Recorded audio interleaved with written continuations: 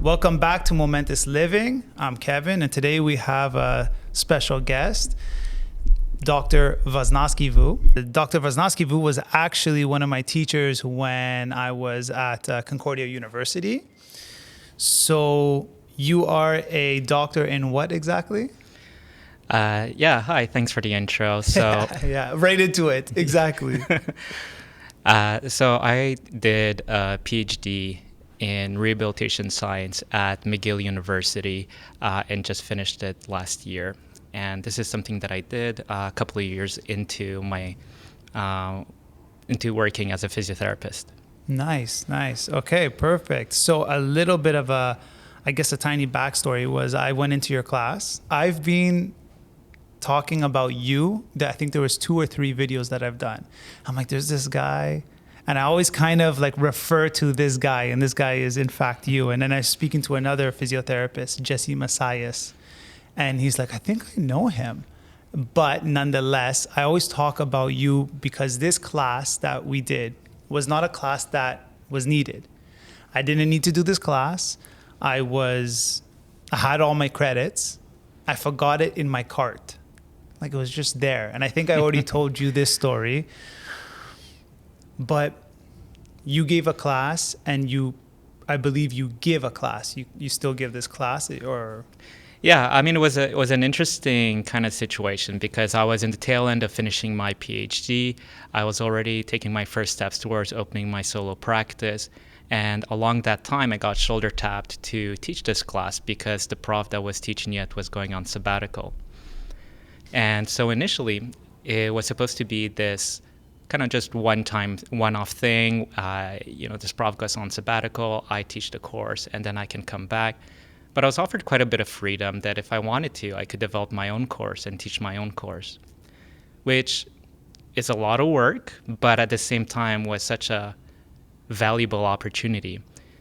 And so I did that, and it was quite fortunate that my class was well received, and even though it was supposed to be a one-off, it seems that now I'm getting re-invited to teach it again this coming fall, and so now that I've kind of broke the initial pattern of it being just a one-year substitution, that I'm likely going to be teaching this every year from here on.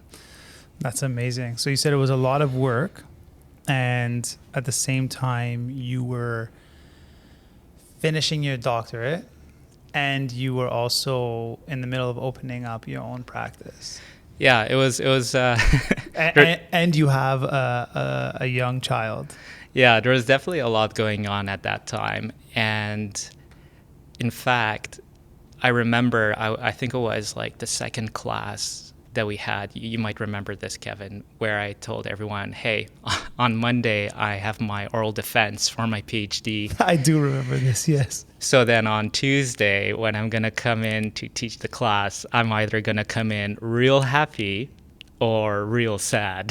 Yeah, and then we got the update to the syllabus, the DR. So it was fantastic. I think everyone was genuinely happy for you, which is very cool about academia, where there's a lot of competition, but also people are striving for some excellence. And I think everyone was able to appreciate what you had just accomplished. And also to go into the class a little bit, I know personally, to get back on topic, not back on topic, but to come back to what I was going to say, this class wasn't needed. I sat in for a week and I was like, let's just see what it is. And then I called an academic advisor and I was like, what do I do? And she's like, what do you mean? Just if you don't need to drop it. I'm like, but it's interesting. I'm like, man, these students, and I would come after class and I would talk to you about it, how I felt these students didn't really know how relevant. In fact, I felt that it was more relevant than knowing a very specific technique that could see if, maybe this is off, or, why exactly their lower back, or what's going on, or their IT. And the one term that I didn't realize that I embodied, but it was something that I heard you, I don't think it was you who coined it, but it was in the class, which was therapeutic alliance. And this, I realized, I'm like, this is me. And if anybody in this field only realized what good could be done with therapeutic alliance, oh man, it's very powerful. Yeah, and it's a tricky thing to teach because it's something that you only truly appreciate the longer you're out there working. But out there working in, many different fields, really. It's not unique to, so as was mentioned earlier, I'm a physiotherapist. I've been practicing since 2013, and this is something that at first I thought, yeah, in theory, this seems to be a valuable concept. Other people just thought that it just meant being a decent human being, which, is not completely wrong. But then I really got to fully appreciate over the years what is the value of it. And it was interesting because, there'd be these situations where I'd have a colleague who would see a patient and would say, hey, looks like there's this rotator cuff tendinopathy, but it's quite stubborn. It doesn't seem to be responding to treatment. And what do you think, Arthur? Because already by then I was known as like the pain guy. Like, okay, let's give Arthur the cases that are a little complex or unusual or just chronic with regards to pain. And I said, okay, sure, yeah. I mean, I'd love to give it a go. And I evaluate the patient and kind of go through the whole process in my own way. And ultimately, what I actually did with the patient on paper was very similar to what the other physiotherapists did. There was nothing fancy about the exercises. I didn't suddenly discover a specific fiber in the rotator cuff that was underused. It wasn't anything like that. But I really did take time to listen to the patient and using a range of kind of communication techniques essentially to build that therapeutic alliance. And then there was that buy-in. And this is something we see, as I was saying, across many fields. If you consider, for example, psychologists, there's some research to suggest that, roughly half of your benefit therapeutically comes from this therapeutic alliance, this relationship that you build between the clinician or the therapist and the patient. You could then consider, for example, personal training. And so this is something, probably the experience that you were drawing on, because you have a decade of experience under your belt, Kevin. So that's probably why you were able to relate so well to the value of therapeutic alliance, because without that, you probably noticed over the years that it really kind of makes or breaks the success in coaching and personal training. Absolutely. And to correct, 2 decades. I've been doing this for 2 decades. You don't look it. If it was only a couple of years, it's like, hey, I can let it slide. But 2 decades, once we get to I'm at the 19th year of doing this. And I remember when I told people at school, like, yeah, they're like, you're a trainer, right? I'm like, yeah. Oh, can I ask you a couple of things? Sure. How long have you been doing it? I'm like, 20 years. They're like, how old are you? I'm like, I'm 39. I'm going to be 40 in like a couple of days. But to bring, just to tap into that class, not to speak about it too much, but that class was pain management, right? Is that the title of it? Yeah, pain management strategies. Pain management strategies. And that's the thing that I found so important, so useful for anybody that is in this field. And it's exactly what you were just kind of talking about, your experiences, especially when you give somebody a little bit of trust, a little bit of hope, I'm going to try and not use therapeutic alliance too much in this video, this conversation we're having, but this ability for them to go like, okay, I'm being heard. What I have is serious enough to, not just brush it off. And so much could happen when somebody feels supported. I mean, this could go in any field. That's right. It's really about having that feeling that you have someone in your corner. So if an image that comes to my mind, if you take like any kind of combat sports, whether it's boxing, UFC, or anything like that, you always have people in the corner when someone is in the ring going to, do a fight. But if we were to try to kind of draw parallels with what we're talking about in terms of more everyday stuff or more clinical realities, we're here. So in my case, I'm speaking from the perspective of a physiotherapist who focuses on helping people who live with persistent pain, chronic pain. We're here helping people when they're going through a different kind of fight, where they're challenged with chronic pain and the massive impact that it has on their life.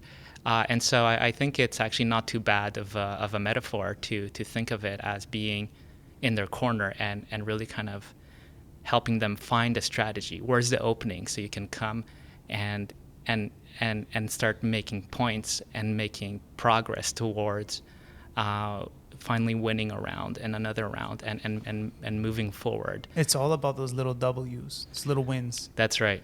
Yeah, it's amazing. It's so unique, but at the same time, it's not rocket science. But it's overlooked.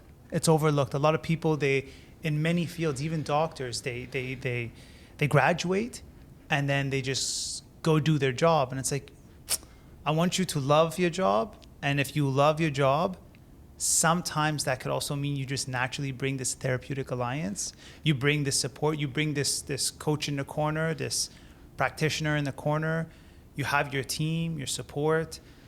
I mean, people will come and talk to you about pain and then start venting about something that has nothing to do with anything that is dealing with their body, but has everything to do with what they're dealing with. Yeah, and what I can do now also is just kind of unpack this a little bit so that for the benefit of your listeners of why are we so excited to talk about therapeutic alliance.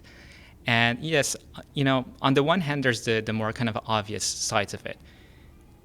We are often in professions where we need to build a good relationship with the patient, with the client, because if you don't, on the one hand, there's some really practical implications. As a physiotherapist, I prescribe exercises. Same thing in kind of a coaching context. And they only work if the person does it, right? There's a saying that says the best exercise out there is the one that they'll actually do. Absolutely. And if you consider it also from a standpoint of whether it's in the office of a psychologist, they're going to give some things to work on. And if they don't work on it, they're not going to make progress. If you think of more kind of classical, like medical context, we think that some of us might think that actually, if a doctor prescribes a medication, people take it. But when you look at the studies, the adherence rates are really not that great. So the stakes can get sometimes quite high when you're really not building that trust so that the patient or the client really says, okay, this is really important that I follow the prescription or the instructions as given and stick to it in a consistent basis so that I achieve the results I want. So that's kind of like a concrete way we can think of a benefit of therapeutic alliance. But there's also other aspects to it. On the other hand, you can think about therapeutic alliance in terms of being able to have much more open channels of communication. When you start to build that trust, that level of being comfortable with one another, it's much easier to communicate. And when we're dealing with situations where we talk about pain, we're often talking also about things that make people feel potentially vulnerable, where not everyone is that excited to tell someone else, you know what, I'm really scared right now. I'm really scared to do this. It requires a certain amount of willingness to be vulnerable and to express that in this moment I'm scared, or that I'm dealing with these other things in my life that make it that is making this that much more challenging. And so unless you've built that trust and that comfort, and so therefore these open channels of communication, these things aren't communicated, which is a big problem because if you consider what are the things that make it that pain is maintained, and especially pain-related disability or limitations in function, oftentimes it will be things like fear. Oftentimes it will be things that that really amplify, the first thing that you saw. And so it's really important to get the whole picture. Are there stressors in life that are really amplifying the pain and the level of difficulty? Or is there some fear that's really making them much more hesitant to engage in the exercises? So you have the concrete benefits of adherence to what you ask them to do. You have the open channels of communication, and then there's more. When we think about pain is essentially a threat detection system. It's about identifying threats to our survival, if we think of it from an evolutionary biology perspective, such that, if we think that there's damage to us, a broken bone or a strained muscle, or potential to have this kind of damage, we need an alarm system that clues us into this threat so that we can do something about it. Because if we don't, especially if we think of it from an evolutionary perspective, this threat oftentimes was one that, if it was unattended, would potentially lead to mortal danger. Maybe it's some wild animal that has just bit your leg, and so if it's not hurting you, you're not going to pay attention to it and try to fight it off. Right. And so, but the way that it works is that the lines get sometimes blurred in our modern life in terms of what do we identify as threats. And when we're dealing with pain from a variety of other sources, not necessarily some wild animal biting your foot, your body kind of gets into a state where it's just ready to defend itself, even if it's something that, is relatively benign, let's say just from a survival standpoint, such as, for example, being sedentary and spending way too much time sitting at an office job. But it does set the body still in that same kind of reaction to threat state. And so if we think of the different systems the body has, the sympathetic nervous system versus the parasympathetic nervous system, well, one is about fight or flight, commonly referred to, and is ready to either kind of engage in some confrontation to defend yourself or to escape. Or you have your parasympathetic system, which is really kind of cues for safety, often referred to as kind of rest and digest, but essentially it's cues for safety, and it really kind of brings everything down. And you can think of pain as having a volume knob. And when we're thinking about sympathetic versus parasympathetic nervous system, the parasympathetic nervous system has the benefit of turning the volume knob down.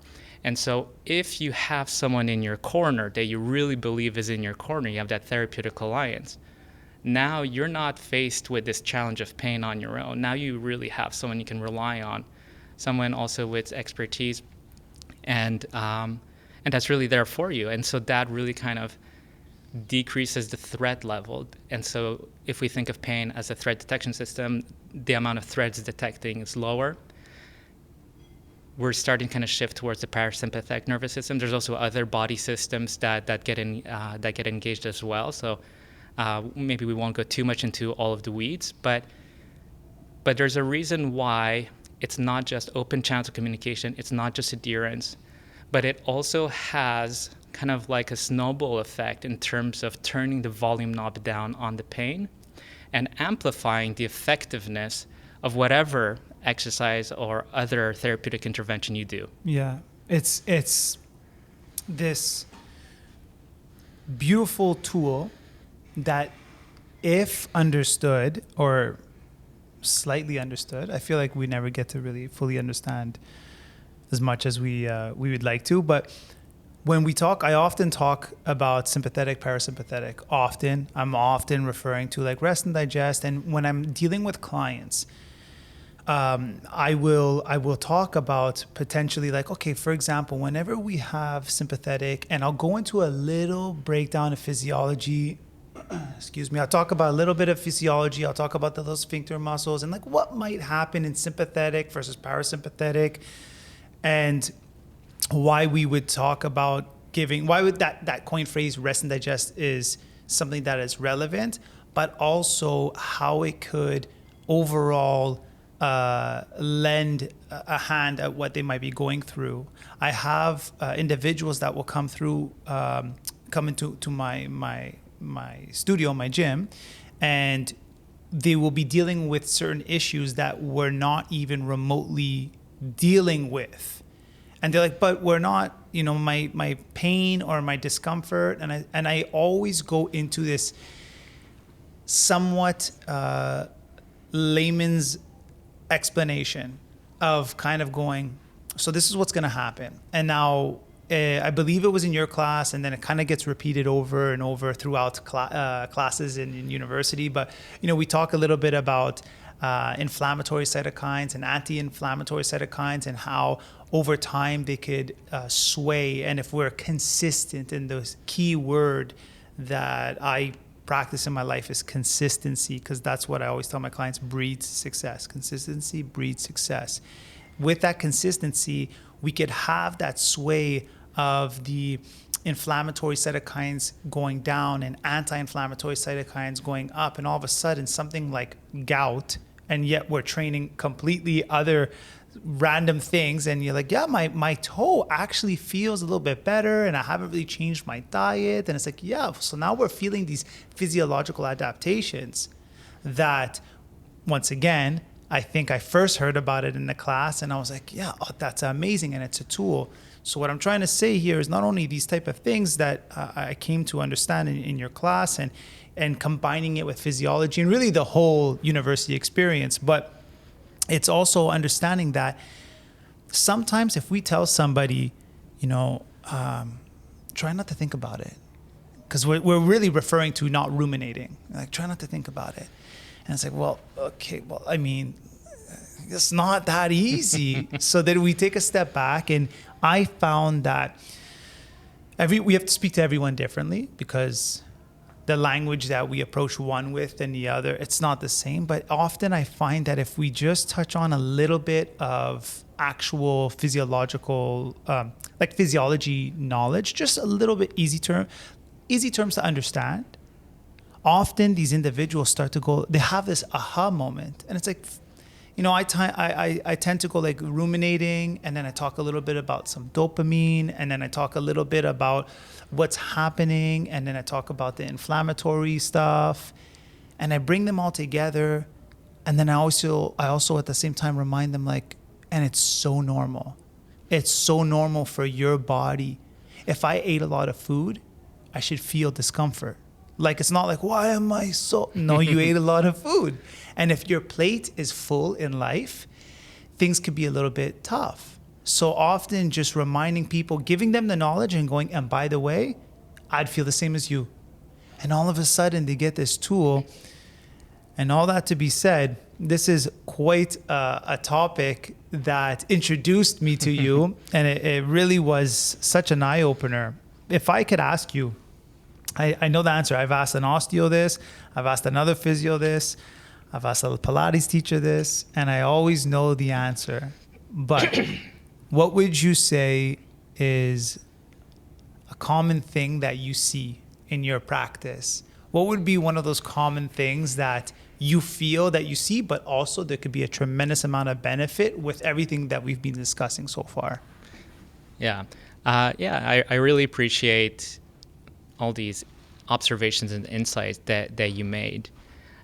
We talked a lot about therapeutic alliance, and a lot of the benefits you were mentioning really revolve also very much so around the benefits of physical activity and exercise, and really kind of the shifts that it can bring in within someone's physiology that will kind of shift them towards either being predisposed towards getting better because you have this immune expression of anti-inflammatory cytokines that starts shifting in a ratio that exceeds the pro-inflammatory cytokines, and there's really kind of many other mechanisms that we could go through, but ultimately, physical activity and exercise is something that's often touted as, if we could put one thing in a pill and would have a huge impact on a huge amount of various conditions, it would be physical activity and exercise.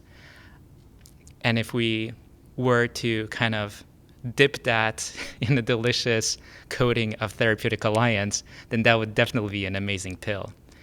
And this is something that I bring forward to conditions that, yes, we see often. And so kind of circling back now to your question. So back pain is probably the most common. In every field. It's always... Yeah. Would you say it's because a lot of people are sitting down? Like, is this like the world we live in?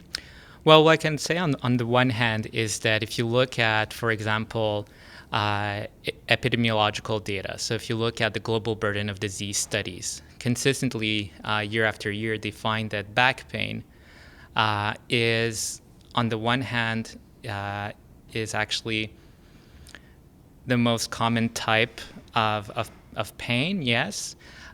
So in terms of prevalence, back pain is the most common. But when I refer to the studies of the global burden of disease, what they look at, for instance, is what are the leading causes of disability worldwide. And back pain not only is super common, but it's also the most disabling condition there is. All conditions combined, psychological, physical, medical, whatever you can think of. Back pain is at the top of it. So there is a real numbers game here in terms of it being not surprising that we see back pain the most often, because beyond any other condition, even if you think of depression, it exceeds it in numbers, it exceeds it in terms of global burden with respect to disability.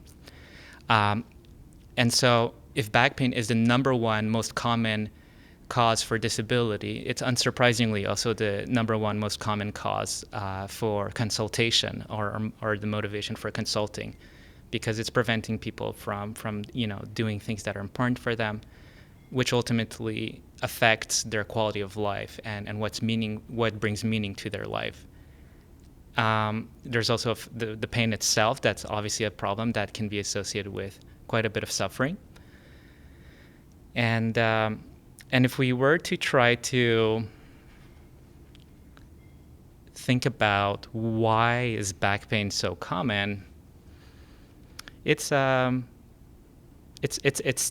It's tough to answer that question, because we could take some wild guesses, but I'm not exactly sure why. I would say, because my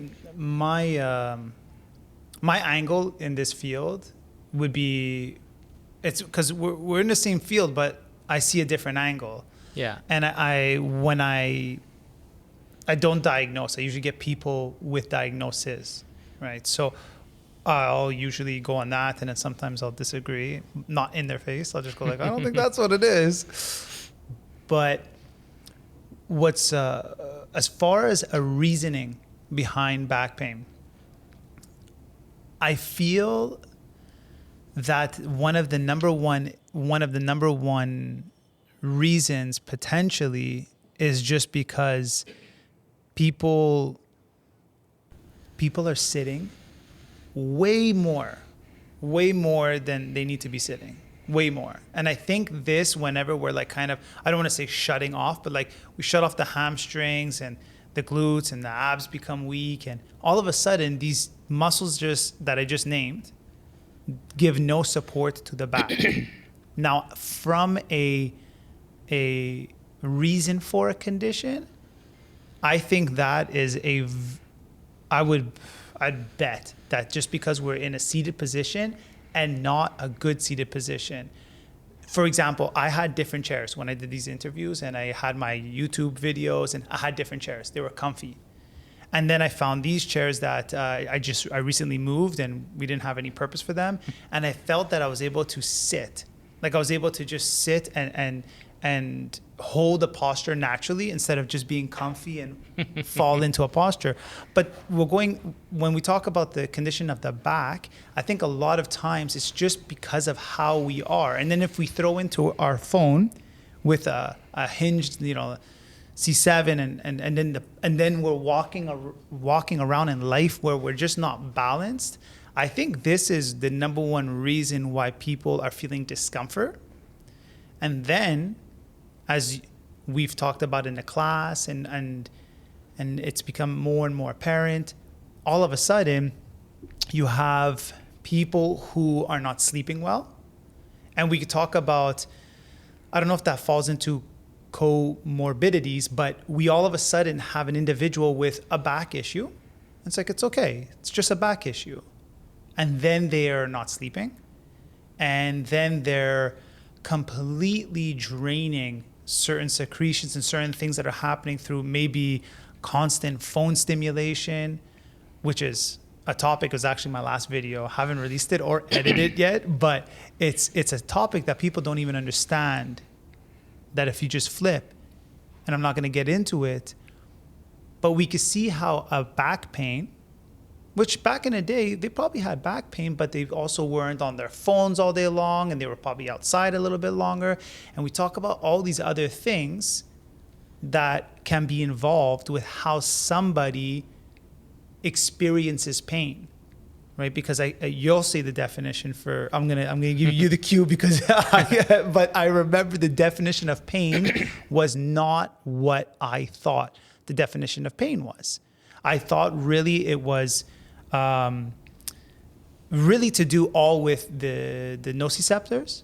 I thought it was like 100% that's what it is. And I know some people could feel and rate it differently in regards to experiences, but I didn't realize the definition of it. And I think the actual reasons for the back and then combining it with life could cause the definition for pain, which is, take it away.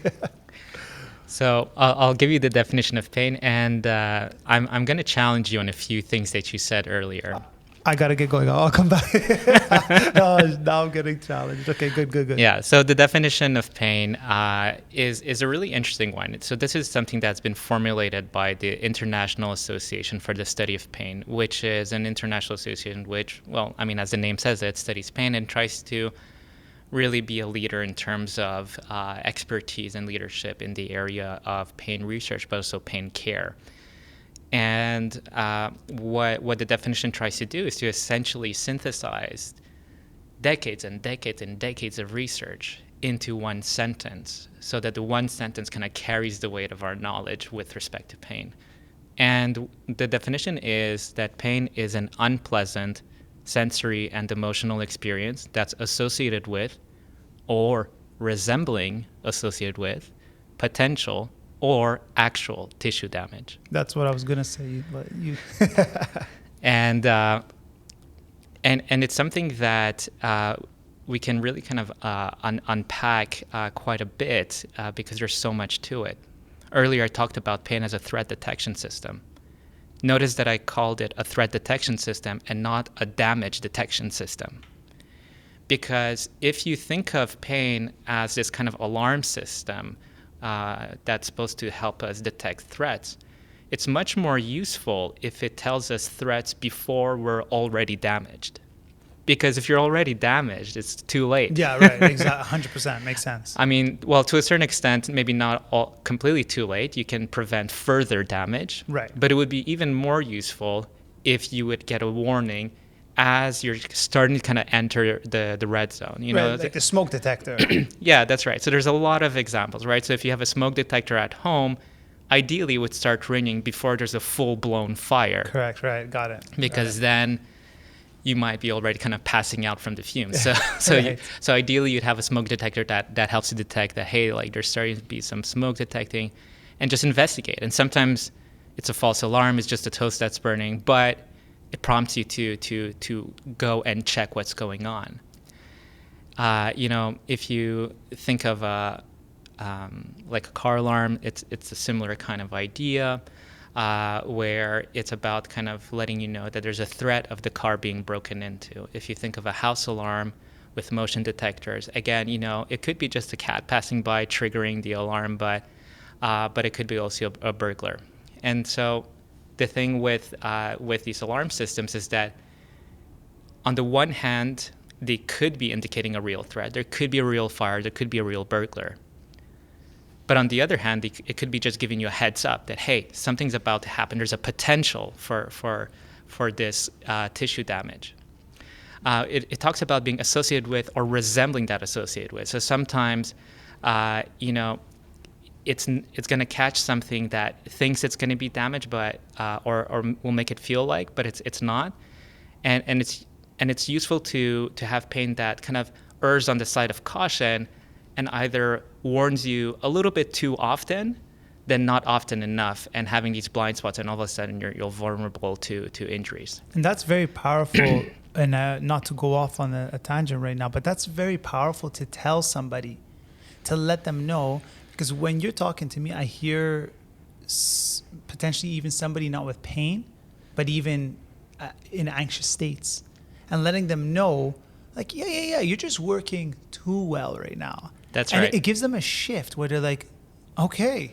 That's right. Just dial it back a little bit. Like you said, the knobs, there's little things. Yeah. And when you can think about it as, the more you're attuned to pain or even states of anxiety, if we were to put you back into prehistoric times where it was all about survival, all of these sharpened perceptions, sharpened senses with respect to anything that's a potential threat would increase your chances of survival compared to others who are not detecting threats when they should be. Yeah, they're just not living at the right time. That's all. It's not their fault.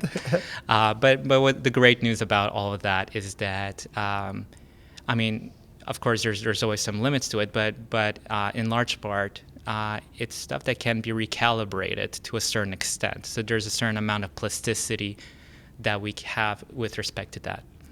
But I feel ourselves kind of going a bit far into a tangent. So what I'm going to do now is I'm going to kind of circle back to challenge you the way that I promised you that I would. Fantastic. Can't wait. Go ahead. And maybe that'll kind of give us, even more grounds to connect to the definition of pain and understanding it better, because it helps us navigate pain better, which is, I think, such a valuable thing to do, because pain is such a fundamental part of human experience, and it's something that is relevant to everyone. And so, because pain is so ubiquitous and so inevitable, I think it's very valuable for anyone to learn more about pain. So that's me just kind of, again, going off on another tangent, soapbox about why I feel that the field that I invested myself in is important. But we were talking a few moments ago about what we feel are the potential reasons why back pain is the most common condition. And you talked about people sitting longer, you talked about phone use, and what potential kind of downstream effects that it has that then ultimately lead to back pain. And although it is true that, if someone suddenly is spending much more time stuck in a sitting position, they have a higher risk of developing back pain. It's also true for people who suddenly have to stand a lot. If you look at how often back pain occurs among construction workers, if you look at how often back pain occurs in the military, if you think of any other profession where someone is forced to stand a lot, and similar to someone who's in an office doesn't have as many opportunities, whether it's motivational or just like actual opportunities to get out of that position, you're going to have the same issues with back pain. And so what's interesting there is that we could name more examples, but what the research seems to be pointing towards is that it's the lack of movement variability that's an issue, and not that any one position is inherently wrong. If you're, for example, a military guy that had to stand a lot and has a whole history of back pain, you would think that standing is inherently wrong. If you're an office worker who has sat a lot and hasn't taken enough opportunities to get up and move around, you would think that sitting is inherently wrong. And so, but that's not what the research bears out. And so there, more and more what we're finding is that there isn't any one position that's inherently wrong, but it's more to the fact that if you pick any position and you stay there for too long, that's when it becomes problematic. And And then the other bit that I'll challenge you on, I'll let you kind of, I can hear you I'm getting about ready. To get it. I'm like, oh, you just wait. No, go ahead. Is that there's also biomechanical studies that look at muscle tone, muscle activity, and challenges the ideas around muscles either being less active, turning off, or stuff like that. And they're not finding that the glutes are less active or asleep or anything like that when someone, for example, is sitting too much. And if you start to just kind of compare that across people that have different setups. And so that's why I kind of struggle to put my finger on reasons why back pain is so common, because I thought of those reasons initially. Then I saw the research and I thought, well, it's not that.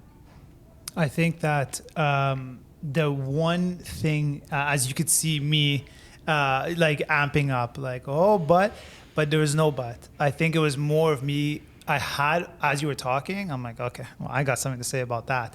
But then you said the lack of variability in their movements. And I'm like, well, I have nothing much to say. Like I can't not agree with that. That is, I could only agree with that. The lack of variability in people's movements, or the inability to understand how to keep a certain posture, standing or sitting, or the inability to have endurance in that specific position, be it a sit, be it a stand, be it a march. It comes down ultimately to fatigue, and then stress on the joints and whatnot. And what I see is, when someone comes in with a constant who's in a constant seated position, what will happen is that in their situation, it seems by doing a couple little drills of activating X, Y, and Z with that beautiful therapeutic alliance, which, let's just face it, maybe that's really what's happening. Maybe that's really what's helping. And happening. Exactly. There you go. I invented a word. So all of a sudden, I see that doing these exercises does have a great benefit by stimulating certain things, a certain support system. But not only am I activating a support system, I'm creating a support system. So I would say that in my field, I see a lot of people who come in from a seated position, which makes me biased to assume that this is what's really one of the big issues. But then we saw studies that I can't reference, so forget the et al. I don't know. But I know that we spoke about studies that talked about people walking around with a slip disc, a herniated disc, all those scary terms that make people freak out, and they have no idea. And they're living their best life. So we have all of a sudden this misconception of really what is causing pain. And maybe the construction worker has that variability. So it's like, check that off. But that box is not enough. Maybe he's also not sleeping at night and getting up super early because of what he has to do. And maybe there's a bunch of other things that is causing other boxes to be checked off. And maybe same for the guy who's sitting down. So I could see how difficult it's like. It's almost very simple. Not very simple, but it's quite simple for somebody who's been in the field long enough to go, this seems to be what happened, but why is it so intense? Why is it really so much more than it has to be? Because often, whatever people are going through, there are certain things that are just straightforward, really intense. Some people really have certain things in their life that do need some medical intervention. It does happen. But there are other boxes that need to be checked off, which we went through all those beautiful via all those questionnaires. Like, do I have to know all these? So all these questionnaires that are so relevant, because all of a sudden, if we start to ask a little bit more, which is a very unique way with a client, you know, how was your day? And they're warming up and you're talking. So what's going on? How's everything been? And you're not just being courteous. You're like, I need to know. That's right. I need to know. You come off as friendly, but you have an agenda. Yeah, you do have an agenda, because you do need to know. The amount of times people come in and I have my routine set. My programs are themes, because my programs have to be changed so often, because someone will come in and they're like, oh, I dropped a computer on my foot. And I'm like, cool. All right. Let me just brainstorm here. Or they'll come in and they'll talk about something, or they came in and they're just not feeling great. And today's really not the day to hit them with a high intensity while their life is very intense. And it's like, no, let's just, and we reconfigure. But that's a little bit of a tangent. All that to say, when I heard you talk about the challenges that you presented as far as back pain, it's most definitely, I feel like I had mentioned, I feel that it is not simple. It's not enough respect, but it's not that difficult to kind of figure like what's going on. But it does get difficult when we try to focus on like, why is this person reacting to what is going on to this manner? Yeah. And I think we're starting kind of to move closer towards trying to maybe not find an answer, but at least find a perspective, a lens to look through in our efforts to understand why back pain is so prevalent, and using that as information that could serve us to help better manage it or prevent it. So we talked about movement variability. Something that some people might notice is that I'm actually constantly changing sitting position. I have my leg crossed over. I was kind of sitting back. I was sitting forward. Feet kind of up, down. And it's something that I encourage my patients to do a lot. I encourage them to embrace restlessness and to shift these different positions. Your body wants to move. It's not that natural to be forced to stay in one position all the time. If you're standing, you might be kind of suddenly kind of weighing more on one leg, maybe weighing on another, leaning on a wall, standing perfectly straight. If you can have opportunity for more pronounced variability, such as standing up and sitting back down, or even lying down for a second and then kind of getting on with your day, these are all things that can help. And I think this whole movement variability bit makes a lot of sense to me, because there's only so much endurance that our muscles have. And if our muscle tone would be to completely shut down, we would just kind of crumble and lie down right. on the floor, right? So even just to sit, even supported, we do need a certain amount of muscular endurance to it. But if you're shifting positions, all of a sudden, it slightly shifts the emphasis on which muscles need to be engaged. Before we kind of hit the record button here, and I just kind of came into your gym, we were just chatting, and you were talking about how you had done these endurance race, marathons, and so forth. Well, these are great examples for thinking about how if you do the same thing for a long period of time, it's very challenging, and that's why it's so impressive to hear about people completing marathons, or even more so impressive to think about ultra marathons. But in a way, when we're thinking about our body having to stay in certain positions, they are a form of marathon in themselves. Where if you really are in one position for a long period of time, it's always kind of the same muscles that are engaged in the same way and are, very slowly getting tired out. It's not just the muscles, it's also the joints that are bearing weight, and everything that's going on in your body. You have nerves that are in your body, and they're sending signals to the brain. You're not going to be necessarily always acutely aware of all these signals that are sent to the brain in terms of letting the brain know that, yeah, there's like roughly this amount of pressure on this joint. There's this amount of pressure on this joint, and it's kind of sending that signal, every so often, as long as you're kind of in that position. But somewhere along the way, the brain filters out the information that's relevant, that's considered salient, would be the term.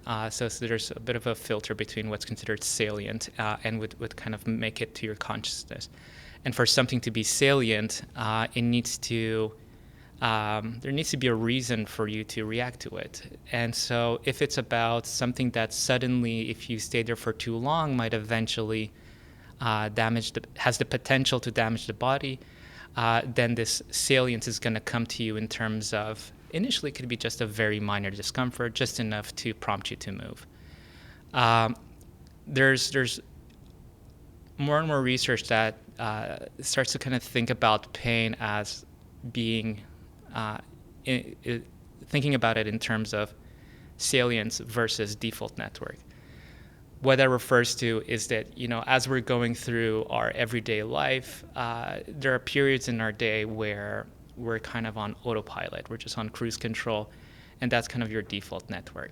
But the moment that something needs to, you need to pay attention to it and do something about it, then this is now going into your salience network. And now it's kind of surfacing on your radar. You get a beep on the radar like, hey, there's something, I need to react to it. And you said salient is a term used to when something becomes aware to us? Yeah, something that kind of comes out of our autopilot. And so where I was getting at was that we were starting to think about, okay, maybe we can't really put our finger down on one reason or even a few reasons for why back pain or any other pain could be quite prevalent, because what is increasingly recognized is that pain is something that is multifactorial and multidimensional. Now, what do those fancy words mean? They essentially just mean that there are many, many things that can contribute to pain, and that altogether then kind of, if you can imagine a scale, right? And so you get all these different reasons that start piling up on one end of the scale for why you should be motivated to protect yourself, why you're potentially at threat. Eventually is going to kind of tip the scale, go into that salience network and say, hey, something is going on. But it's not going to be necessarily very specific in terms of what exactly is a threat. I mean, to a certain extent it will, but it also kind of merge together because you have one brain, and so it all kind of comes together in one place. And so if we think about, those questionnaires that you were talking about, one of the questionnaires that we looked at various aspects of how people tend to react to pain. That's quite common and quite natural. So for some people, when they have pain, they're really gonna think about it a lot and are unable to stop thinking about it. And so that's something that's referred to as rumination. Another aspect of it is magnification. So when something is dangerous, we might think that something is really seriously wrong with us. Otherwise, why would we have this pain? And then that can kind of feed into a higher threat value. And if it feeds into a higher threat value, then it turns the volume knob up on how much pain someone has. But another aspect is fear. We talked about it. But another aspect is also helplessness, and thinking that there's nothing I can do about this pain, which is really a scary thought. If you've ever experienced this, that you have a problem and you feel helpless, you feel powerless, and you don't know what to do about it. Boy, is that a really scary place to be in. And so again, that can increase the threat value of the experience. And because pain is essentially a threat detection system, it can really turn the volume up on it and make the pain experience that much worse. Sometimes the effect on pain or the influence on pain might not be so big as I'm describing it, but it will really make you very reluctant to do anything that could potentially cause you an increase in pain. And so sometimes maybe it's not so much the direct increase in pain, but it could be why you're doing less and less because you're maybe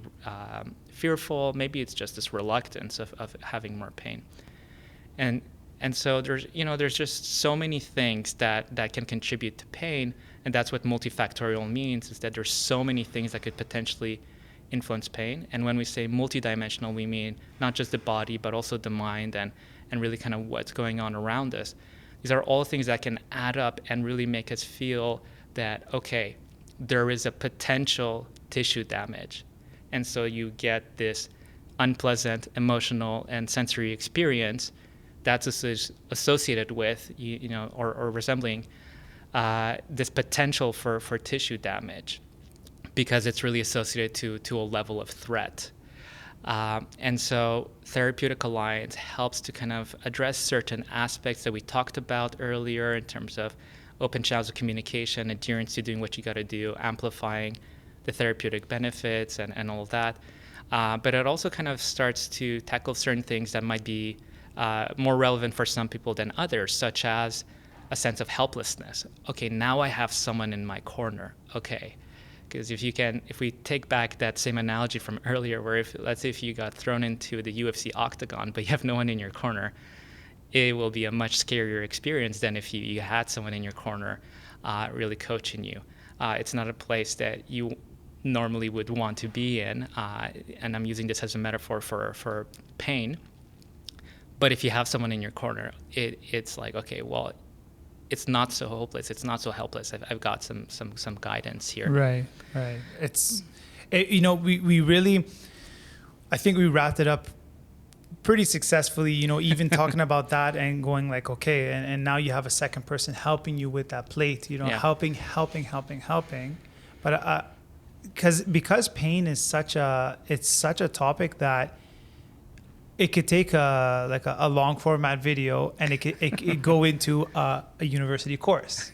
But let me ask you a couple of things that maybe could slowly, come off of that, but still talk about this. One, is there any sort of technological advancements, with AI and this and that? Is there anything that has wowed you recently as far as your field of pain management, physiotherapy? And then even though it's a very different question, I think it would be nice for people to realize how a physiotherapist can help you so much more than just that actual, like, I injured my leg and I see a physiotherapist, where it's like, no, there could be so much more to it than simply going like, this is the injury. You could go see a physiotherapist for potentially not prevention, but the management. The management is the word that I think is maybe something that would be nice to clarify. Yeah. There's definitely, I have like a bunch of thoughts that are kind of going through my mind now. It's so hard. I'm thinking about all the things you just said. I think I'll start off with this. When you look at chronic pain, right? So we're talking about pain that has persisted for longer than 3 months. The reason why this is often defined as such is that on average, most tissue injuries, if you tear a muscle or break something, usually 3-ish months is how long the body takes to heal. And that's why it's often referred to that if we're past what is expected as your tissue healing time frame, sometimes it could be 6 months, then we're dealing with chronic pain. We're dealing with pain that's persisting beyond this time frame for tissue healing. And so this kind of problematic pain, which again, as we mentioned earlier, whether it's back pain, the number one, but there's also like neck pain, osteoarthritis, and other types of pains that altogether are the leading causes of all-cause disabilities worldwide and in various countries. So I'm building up to something here. If we think about this kind of high-impact pain, what we see is that on average, 1 in 5, sometimes some studies say 1 in 4 people live with chronic pain. Now, why am I kind of really taking this really long route to get to an answer? And the reason why is that if on average in Canada, but also in many other countries, chronic pain is 1 in 4, 1 in 5 people, that's a lot of people, right? That's a lot of people. You can do the math for, whatever's the population in the place where you're at, and draw those numbers out.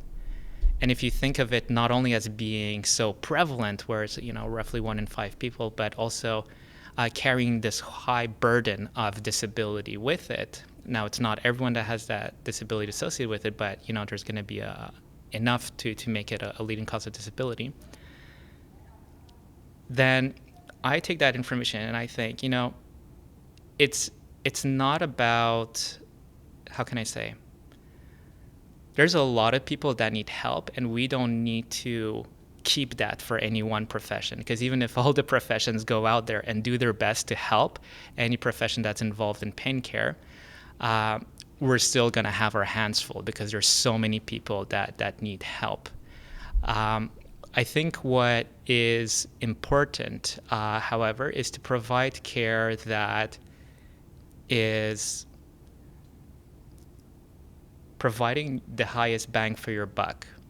And I think something that physiotherapy did really well, but it's not the only profession that did it really well, is that it's done a lot of contributions in the world of research to better elucidate, okay, what are the different things that could explain why someone has pain?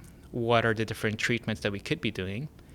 And then testing that out on hundreds and hundreds of people and seeing what are the interventions that seem to have the biggest impact in the most number of people. And so you're no longer practicing based on what he said, she said, or what some charismatic guru presented somewhere. Maybe that charismatic guru was right and it panned out in the research, but maybe it isn't. And so ultimately is to really think about it essentially, I think, ethically, that if you are promoting yourself as someone who will help someone dealing with pain that is chronic, that is persistent and potentially disabling, I think what's ethical is to do so in a way that is evidence-based or evidence-informed. So really looking at research to see where's your biggest bang for your buck so that you're not wasting your time doing things that aren't that helpful.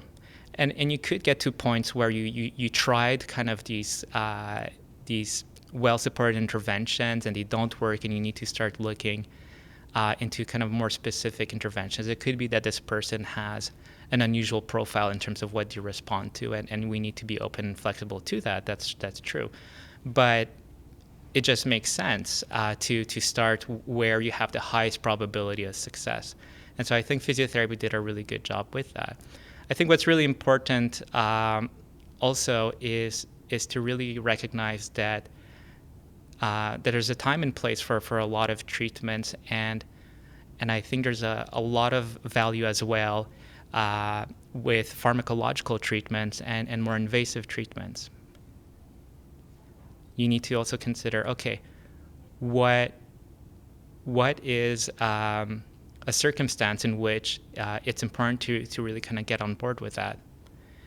And ultimately, this is a question that should be asked right at the beginning. I think part of the challenge sometimes is that whether it has to do with our Medicare reimbursement system that is biased towards reimbursing drugs, but then you need to have like private insurance or out of pocket for non-pharmacological providers like physiotherapists. So whether it's that bias or maybe there could be some cultural reasons for it, but I think a challenge is that we have often started with a much heavier consideration of pharmacological options at the beginning, and then later on think, oh, okay, well, if this doesn't work, let's see what else we can do, and then you have something like physiotherapy being embarked on a little bit too late. So, but at the same time, I think it's also important not to swing the pendulum too far the other way, where you're thinking that, only after I've exhausted everything will I ever consider pharmacological interventions. There's many different types of pain, and there's definitely certain types of pain that it's especially important to have a balanced view right from the beginning, so that you can make improvements upon the pain and the disability as fast as possible. So if we think about, for example, nerve pain or neuropathic pain that's associated with nerves that are damaged or compressed or anything like that, it is very valuable and I think very important to right out of the gate collaborate with the physician and see, hey, can we have some neuropathic pain targeted pharmacological intervention that we could use hand in hand with the non-pharmacological interventions, such as exercise, such as education, such as better coping skills that are taught, and so on and so forth. Also from a mind perspective, if it's relevant to consider psychological perspectives as well. And also, more and more, I could keep going, as we said, there's many reasons, but really to see, okay, what are the factors that seem to be the most relevant for this person? What are the type of treatments that seem the most relevant for this person? And can we do them as much as possible, as early as possible, so they might even have a synergistic effect together and really provide a huge impact in terms of improving person's situation. And so that's why often what you'll hear is that multidisciplinary care is promoted. And as I said, there's more to go around than there should be in terms of people who would benefit from help. So I think, of course I'm biased towards physiotherapy. It's my profession.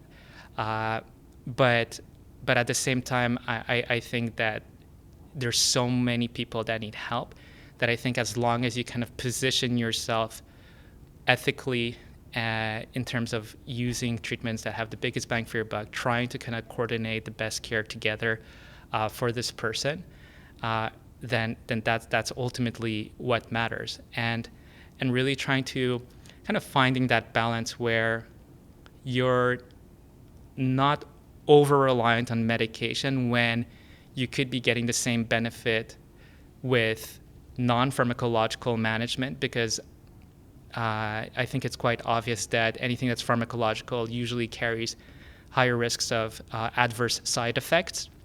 So if we want to kind of keep those adverse side effects to a minimum without sacrificing the kind of bottom line full benefit that a person would get, then I think that's key. And so we want to maximize non-pharmacological, but without being so reliant on it that we're taking away how much benefit they could be getting if we had also prescribed to a appropriate degree what's happening medication-wise.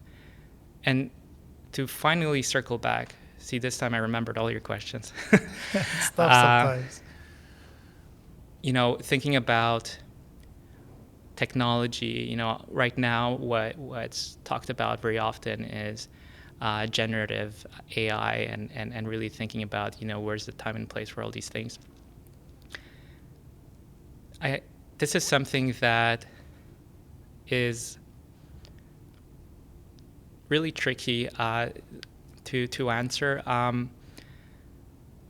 But I think kind of the best parallel I can make is in the same way as people would refer to Dr. Google for answers. What I mean by that is that if you go and start searching just on Google to better understand your pain and what's going on, you might get lucky and fall on good quality, reliable, valid sources of information. But statistically speaking, there's way more out there that comes from people who aren't credible authorities, but try to present themselves as such. Same thing in the world of apps. I think there's some studies that show that when you look at apps and so forth that relate to pain or health, it was something like 99% of them were developed without anyone on the team having any education in health or pain or any knowledge of the research. It's purely people from outside the field who thought, hey, this is a cool app that I could create. Yeah. And And so you got to ask yourself, okay, what kind of information is put in there? Right. AI presents us a similar challenge where, some forms of AI will provide the resources, or rather the sources from which it pulled the information together to provide your answer. But then there's other sources of generative AI that if you go for it, such as like the more classical ChatGPT, where it may not disclose necessarily the sources that it used to formulate its answer. And so now you have no way of verifying whether these are sources that you can trust. So already kind of as a first step, it's important to go towards sources of AI that disclose the sources it used to formulate its answer. And where I think this field is going is that when you think about AI, you can really provide instructions and boundaries to the artificial intelligence for what sources of information it uses to formulate its answer. So if you have a repository of information to which you can constrain the AI to use as sources of information to formulate your answer, now you're making sure that it's using sources that are reliable, valid, and credible. So until we get to that point, what I want to kind of wrap up this really long answer with is what is currently available. Health Canada and a number of associations and universities across the country came together and created something called poweroverpain.ca. If you go to poweroverpain.ca, this is bilingual, so it's English and French, and you can go in there, and there they curated a library of resources that you can trust to learn about pain in whatever format you want, whether it's as a podcast, a course, a book, an article. You can choose basically the format that you prefer for consuming knowledge or media, and then kind of put that against what topics about pain you want to learn on. And now you're searching within a portal, the Power Over Pain portal, that you can trust whatever comes out within this search engine. There's also a similar project that was developed a little earlier in Quebec by the Quebec Pain Research Network and their website is gérersmadouleur.ca, and it's a similar idea. But I think that more and more resources are being put, and Gérer Ma Douleur are really kind of coming in and being a part of this larger countrywide repository of information, which is poweroverpain.ca. And so hopefully what could be cool as an idea is to have an AI that is able to constrain its search parameters for its intelligence that it uses to formulate an answer based on only the information that exists, for example, in poweroverpain.ca. Right. I think that's amazing too, because what happens is that you spoke about how the technology could be utilized. One thing that it can't really do is it can't really take away the hands that need to be worked with and the relationships that need to be built and all these things that are necessary in the field. But I think it's great because at the same time, we could utilize AI as a search tool or whichever to get actual evidence-based, which is one of the amazing things that you said, and that I would definitely agree that physiotherapy has brought into the field of pain management, rehabilitation, prevention. There's so many things that it's brought to the field, and I could definitely see how evidence-based methods can truly be utilized in a much more efficient and effective way if we had certain places like, and it's not if, now that we have gérer la douleur, which is French for manage our pain, manage pain, and then there's pain over Power Over Pain. Poweroverpain.ca. So we have these amazing sources, these resources where I could see this is beautiful because I had no idea, and where technology, we have to be open to technology allowing us to find these evidence-based methods or these resources. And at the end of the day, I think it's just such a beautiful kind of way to wrap things up, where we could see that when it comes to pain management and when it comes to therapeutic alliance and all of these certain little things, it's just, we don't have to go about this alone. We should definitely think about not only the doctor for the prescription, which sometimes it's needed, so we shouldn't feel guilty about it. But we should know that there are resources, especially for industry like physiotherapy, where they do really promote themselves as using evidence-based, which is beautiful. And another great thing about that is that it's also being corrected. When you have a place that there are things, sometimes we thought one thing in one moment and we realized something in the other moment. But it's great to kind of take everything that we said and really wrap it up with that aspect that you don't have to be alone when it comes to pain and your pain management. There are many people out there, and where I think we could both agree, hopefully the future of our industry is many health practitioners who don't hold back when it comes to multiple disciplinary system. And when I say don't hold back, what I really mean is excited to work with others, in the sense that if we take a circle and a circle and a circle and we lay them all together, there is a scope of practice that we could all more or less touch on. And then sometimes we can't, as soon as we go a little bit more drastic in our fields. So it's people in this industry, if we love it, we should be excited to work with each other, because if we are able to come together and heal somebody, or at least get them to live a better quality of life, that is a win for them, and most definitely a win for us, because when you do something good, you feel real good, That being said, how can people reach out to you? You're Montreal based. Yeah. Maybe you have some online presence, maybe some stuff. I'll put all your contact in the description down below. But nonetheless, how can people reach out to the famous Dr. Waznowski-Vu? Thank you, Kevin. Probably the best place to reach out to me or to learn more about me is my website.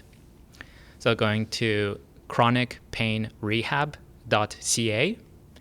If you go on chronicpainrehab.ca, you're going to find my email, my phone number. There's a contact box to be able to shoot me a message.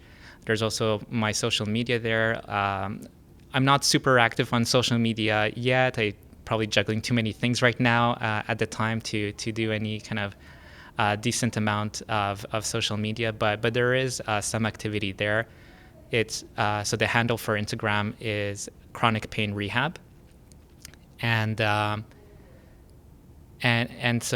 for those of you who are Montreal based, if ever yourself or someone you know needs help with pain, I do run my solo practice, my clinic, and as you go on my website chronicpainrehab.ca, there's an online booking system. You can book an appointment, or you can shoot me a message or call me if you're not sure if this is appropriate for you, and we can chat about it. If you are outside of the Montreal region but within the province of Quebec, so I'm licensed to practice in the province of Quebec, I also have virtual consultations that are available and that could be offered. And if you want to either listen, read, or learn more about pain, I'm starting a new section on my website where I'm starting to post some content. I've done some radio interviews. I've started posting some recordings there. These interviews are meant to be educational. This podcast interview that we're doing now, I, with your permission, would post it there as well. Of course. And so in summary, if you want to learn more about me or get in touch with me, you can go to chronicpainrehab.ca. Thank you so much, Kevin, for having me here. My pleasure. It's been such an interesting journey to get to where I am, starting from 2013 when I started practicing as a physiotherapist, working for a few years, starting my PhD, juggling that with some part-time practice, and then all that kind of culminating to the point of opening my own practice, teaching at Concordia, meeting you, finishing the PhD last year. It's been an exciting journey, and I'm excited for to continue to grow and to try to have as much of a positive impact as possible in the area of helping people who live with pain that is having a negative impact on their lives, but also about helping people just understand pain in general, because it's an experience that is relevant to all of us. Agreed. That's amazing. Well, I mean, it was a big one, but it was a good one, as always. Just like the class, I couldn't leave this class. I couldn't leave it. It was fantastic. I took so much away from that class, and I obviously continue to take so much away from this conversation. Thank you for setting time from your ridiculous schedule. I don't even, the plate is full is not even a good explanation or a good analogy for you. At this point, you have a tray. So, I mean, thank you very much for setting time aside. And I'm sure our paths will cross in one way or the other. We'll figure something out for sure. And until next time, thank you everybody for joining in, and stay tuned for the next episode. Take care. Goodbye.